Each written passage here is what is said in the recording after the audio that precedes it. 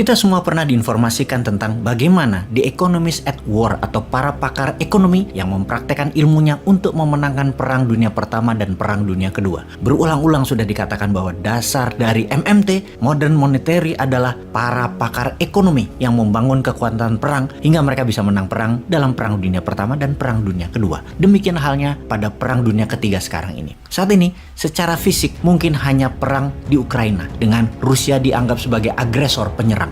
Namun, terdapat data lebih dari 26.000 private army di sana dari 27 negara dunia. Artinya, walau atas nama individu, namun secara negara ternyata cukup banyak juga yang terlibat. Dan kita bisa mengartikan perang di Ukraina adalah Perang Dunia Ketiga. Kita tahu bahwa untuk Indonesia, untuk menjadi negara besar, kali ini kita harus belajar dari Rusia, dari cara Rusia menangani perang secara ekonomi. Bagaimana walau harus membiayai perang, walau diembargo, walau kena sanksi ekonomi, namun rubel, mata uang Rusia, adalah mata uang terkuat di dunia saat ini.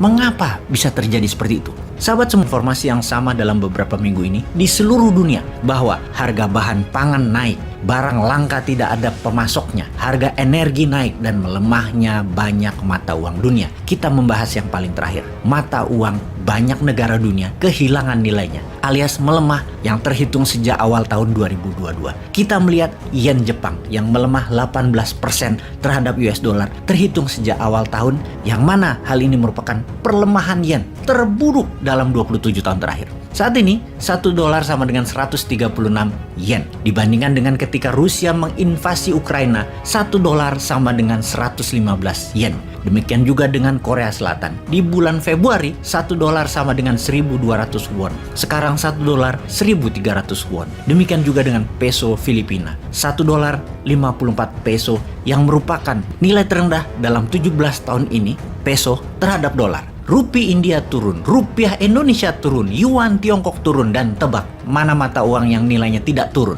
Iya benar, rubel Rusia. Kita jelaskan secara angka. Di hari invasi Rusia ke Ukraina, 1 dolar sama dengan 85 rubel. Kemudian datanglah embargo, boykot, dan sanksi perdagangan menimpa Rusia yang harusnya membuat ekonomi Rusia ambyar. Ternyata hari ini 1 dolar sama dengan 53 rubel, yang artinya rubel menguat 35% dalam waktu 4 bulan. Kok bisa rubel menguat? Sebagaimana kita ketahui, mata uang negara yang terlibat langsung perang biasanya melemah, apalagi yang diinvasi. Rubel Rusia kebalikannya. Mengapa? Bagaimana bisa terjadi? Harusnya sanksi ekonomi akan membuat rubel tak ada nilainya lagi. Mungkin tinggal separuh seharusnya. Kalau sebelum perang 1 dolar sama dengan 85 rubel, mungkin seharusnya 1 dolar sekarang harusnya 500 rubel. Tapi mengapa malah menguat? Yang terjadi karena 3 hal. Pertama, Rusia menjalankan capital control measure, yaitu tentang mengantisipasi langkah apa yang terjadi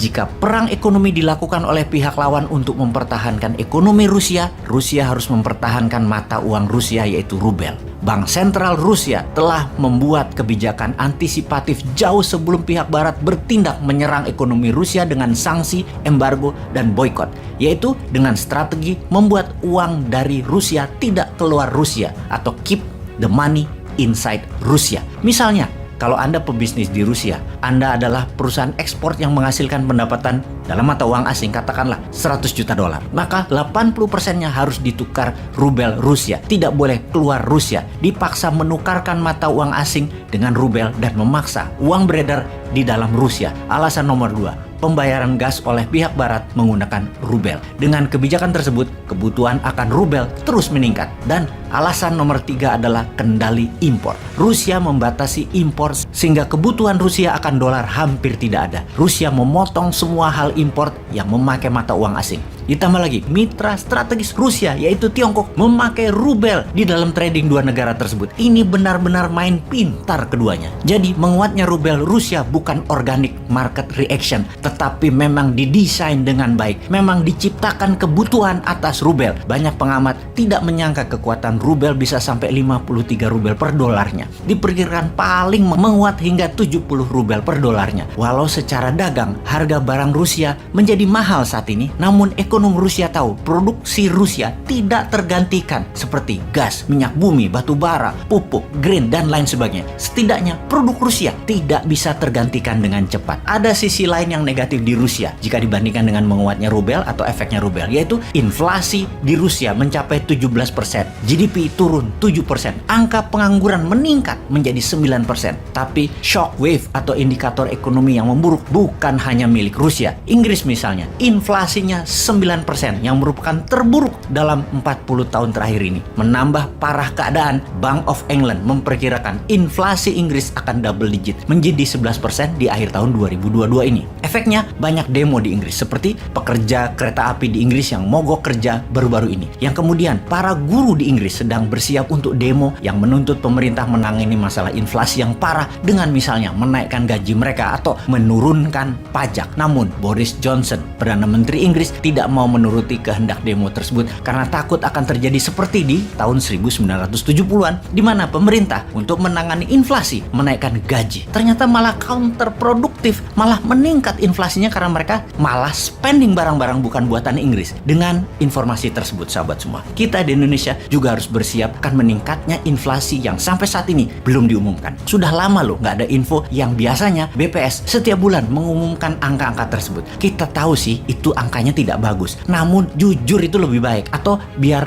terlihat selalu bagus agar tahun 2024 nggak ada pilpres, diperpanjang 3 tahun ya gitu jabatannya. Ya monggo aja, kita dukung. Sama tolong ada jabatan komisaris utama BUMN yang untung buat gua deh. Mana ya yang untung BUMN-nya?